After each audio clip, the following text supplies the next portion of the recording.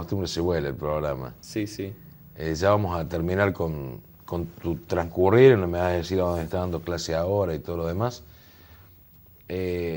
Digo, si vos tenés que decir, bueno, un personaje histórico de la Argentina, ¿tenés alguno en especial?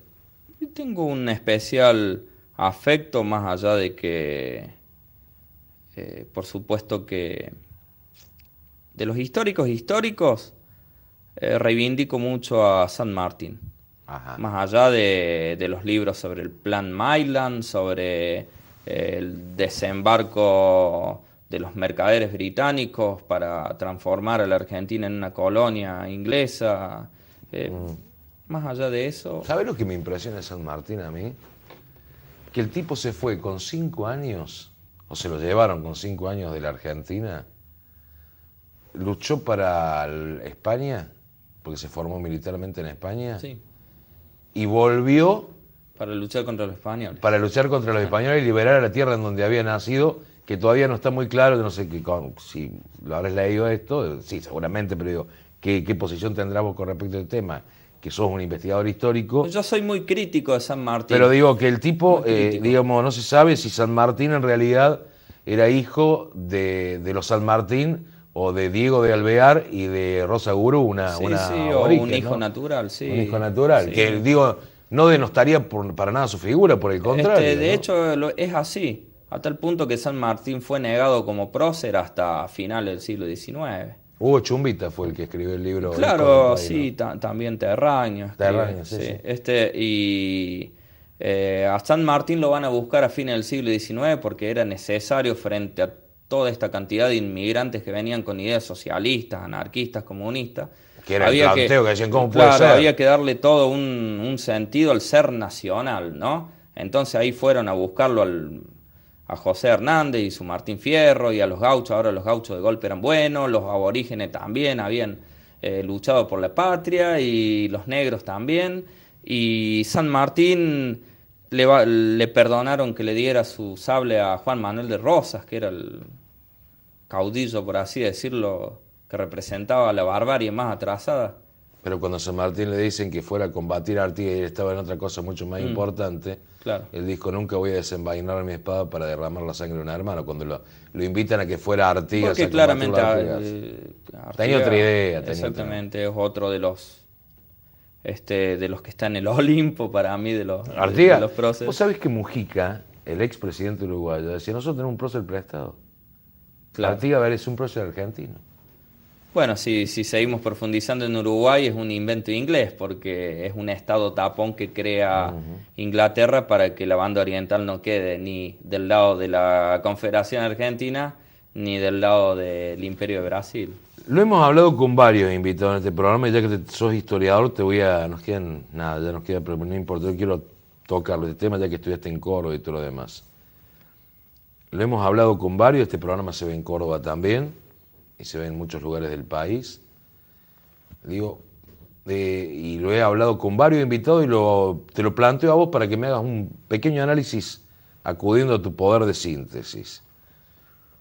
La dicotomía cordobesa, esa Córdoba conservadora, clerical, Sí. contrarrevolucionaria y la Córdoba de la reforma universitaria y la Córdoba del cordobazo, por darte un ejemplo. Sí. La Córdoba de los doctores y la Córdoba de los obreros, de los estudiantes. Sí, claro. ¿Cómo se explica eso? Se explica porque del interior hay que recordar que Córdoba se conforma en el siglo XVI y junto con Santiago del Estero son así como los dos núcleos de mayor influencia en el centro del virreinato del Perú hasta que después se conforme el virreinato de Río de la Plata, ¿no? Y los jesuitas van a tener un rol fundamental porque Córdoba, si hoy transitas Córdoba por varios lugares de Córdoba y no solamente de la capital, sino por Altagracia, te va a dar la sensación en algunas partes, como la manzana jesuítica, de estar en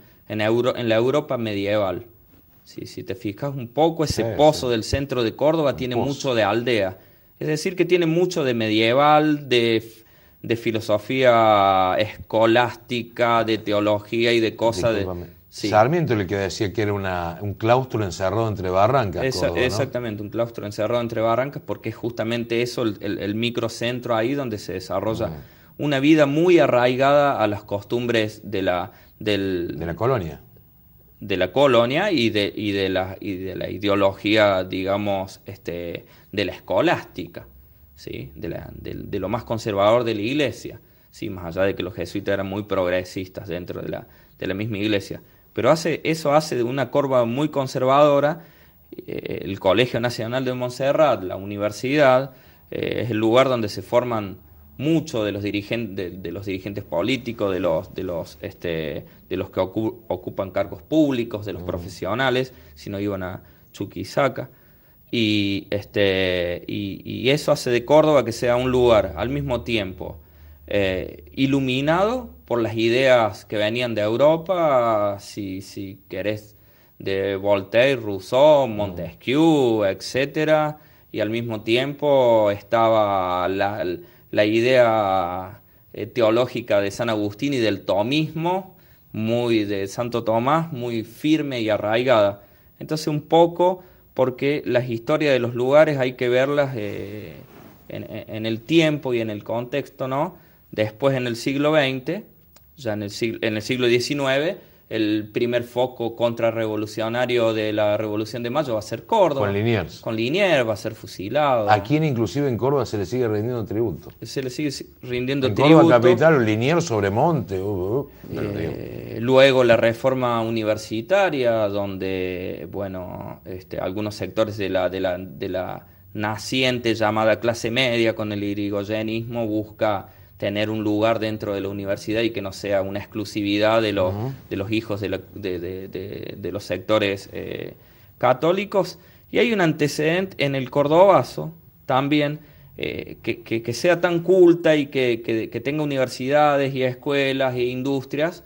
Claro que va a generar una masa de obreros que de alguna forma los lugares donde hay centros educativos, donde hay industria, donde hay trabajo, como en Córdoba, genera núcleos de pensamiento, de cultura, de desarrollo de ideas, ¿sí? Aparecen grandes músicos, grandes artistas, etcétera, y muchos de ellos van a confluir en el 69 en el Cordobazo, una movilización obrero estudiantil prácticamente espontánea. Y hay un antecedente más de esta dualidad entre lo conservador y lo progresista o revolucionario, entre comillas, de Córdoba. Sí. El primer antecedente del previo al golpe del 76 va a ser acá en Córdoba. El ensayo del golpe va a ser acá en Córdoba, contra Obregón Cano. Sí. Cuando interviene en Córdoba el con famoso... y lo va a hacer el Vigorazo, Rodríguez. Claro, sí, hay una movilización. Que viene la Cabana e interviene en la provincia. La Cabana interviene en la provincia. Y que lo derrocan a Obregón Cano y a Atilio López. Y a Atilio López, exactamente. Y ahí hay una nueva dualidad, o sea, la Córdoba cuasi revolucionaria del Cordobazo del 69, bueno, se encuentra ahí en una atolladera. Qué bárbaro. Vos sabés que este tema con todos los entrevistados que estudiaron en Córdoba, que estuvo aquí el hijo de Atilio López en este programa, claro, por ejemplo. A su vez, el nido de la Fundación Mediterránea, que es la punta de lanza del neoliberalismo. Del neoliberalismo. Y a todos les planteo esto, porque a mí siempre me ha resultado muy llamativo eso, ¿no? Bueno, nos pasamos de tiempo, pero bueno, no importa. Y lo otro que te quería preguntar, Cristian, y en esto sí te pido 2 segundos y después cerramos ya. Belgrano. Belgrano y Mariano Moreno. San Martín, Belgrano, Mariano Moreno y Artigas. Esos 4. Esos 4, sí. Y no denostar a los hermanos bolivianos porque... No sé si me equivoco. Fueron el centro económico más importante de Sudamérica. Y en donde estudiaron las mentes más lúcidas de este país. Sí, señor. En la Universidad de Chuquisaca. Sí, por ejemplo, Manuel Belgrano. Claro, Belgrano, Moreno, Monteagudo. Qué sé yo. Exacto. Bueno, y la primera revolución se hace en La Paz, ¿no? La primera revolución. Los primeros levantamientos. En 1809, digamos. Claro, los primeros levantamientos van a estar allá, pero el verdadero centro va a ser Buenos Aires. Qué perdido que estamos en Argentina en ese tema, ¿no? Porque se denota a nuestros hermanos bolivianos, paraguayos. Digo, si supieran que las grandes batallas de la independencia se libraron en el Alto Perú, claro, que es Bolivia. Exactamente. Si supieran que la primera bandera argentina que enarboló Belgrano está en Bolivia, no está en Argentina. La que hay en Argentina una réplica en Salta. Y los levantamientos de Tupac Amaru y en el Alto Perú y en el Bajo Perú. Y Belgrano, que cometió el pecado de, como decía Piña, de nacer rico y morir pobre, para la clase dominante argentina. Claro, sí. Es un grave dejó problema. Dejó todo por su Parte país, de ¿no? la dicotomía también. Cristian, bueno, ¿tus hijos? ¿Tenés hijos? Sí, Valentina, 13 años, Faustino, que dije recién, 8, y Octavio, 7. Todos tienen nombres relacionados a la historia. Octavio, el emperador Octavio César Augusto. Faustino, el Fausto de Goethe. Ajá. Y Valentina, bueno, es la valiente, digamos. ¿Les gusta la historia a unos chicos? ¿Se interesan? Hay que esperar un poquito. No, están muy interesados por dónde queda tal país, tal continente, tal ciudad. Más y por la geografía. Sí, más por la geografía, pero van de la mano. Van de la mano, Sí, van seguramente de la mano. que van de la mano. Cristian, te agradecemos mucho. ¿Estás dando clases en Sí, dónde? doy clase en prácticamente todas las escuelas de Río Tercero. Doy clase en... Hay que sumar ahora, ¿eh? En el PIT, sí, 14 y 17 del José Hernández. Doy clases en el comercial, yo le digo el comercial, cambio de nombre ahora. Y doy clases también en el Instituto Río Tercero, el ITT. El ITT, el ex ITT, Instituto Técnico de Río Río Tercero, Tercero, como sí. la Escuela Superior de Comercio, que ahora cambió de nombre, IPEN 394. que fue la Escuela Nacional de Comercio, mi Escuela Nacional de Comercio. Sí, que ahora estamos buscando nombre para la escuela. Ahora se va a abrir justamente ¿El comercio? una especie de concurso para buscarle nombre a la escuela. En mi época era el comercial, yo estudié en el comercial. Claro. Claro, yo también, sí. ¿O no? Sí, sí.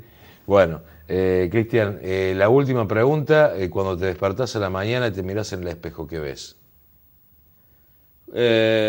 Bueno, sí. En muchas ocasiones a mi principal enemigo. ¿Cómo? Porque el espejo viene de speculum, que es especulación. El espejo muchas veces te devuelve una imagen distorsionada de lo que eres. Y muchas veces veo allí el único tipo capaz de llevarme hacia adelante, con la ayuda de otros, por supuesto, porque no soy individualista en lo absoluto y vivo en una sociedad donde necesito de los demás. Pero también he visto muchas veces allí a mi principal enemigo, o sea, a mí mismo. ¿Estás conforme a donde llegaste y sos feliz? La felicidad es algo con dosis homeopáticas, diría yo, ¿no? O como la sal que se le pone a la comida, que se le pone un poco. Ponerse un puñado de sal en la boca te dejaría absolutamente mal. Y la felicidad ocurre en algunos momentos del día, en algunos días, en los días de los años y de las décadas. Cuando ves a tus chicos, Sí, me pongo muy contento. ¿esa es sí. parte de la felicidad? Sí, sí, claro, eso es parte de la felicidad. Son las dosis que te hacen Claro, sí, eso sí. Cuando uno ve a los seres queridos. Cuando ves a tus alumnos que interesados en aprender. Sí, sí, mucho más. Sí, claro, totalmente. Cristian, vamos a decir que es co-conductor con Carlos Lencina. Con Carlos Lencina. De un ciclo histórico que está desarrollando Efecto X y Biglica Producciones, que es Huellas de la Media Luna. Eso sí que me pone muy feliz, porque es otra dosis de felicidad. Más allá de que el programa, cada vez que más lo veo, más errores le encuentro y más fallas le encuentro, pero estamos dejándole a la ciudad un proyecto que nunca se había hecho y que van a tener que pasar varios años para que se vuelva a hacer. Histórico. Sí, y hemos entrevistado a 100 y pico personas. Me entrevistaron cuando era flaco. 4 años de trabajo, de investigación y de... Muy interesante, muy interesante. Contraponer cosas. Cristian, gracias por venir. No, gracias. Gracias. Gracias, Juan. Gracias. Les dije que iba a ser una historia dentro de otra historia, hablando de la historia, en esta historia colectiva en la que nos reflejamos todo, en este gran espejo. Nos encontramos la próxima semana. Muchas gracias.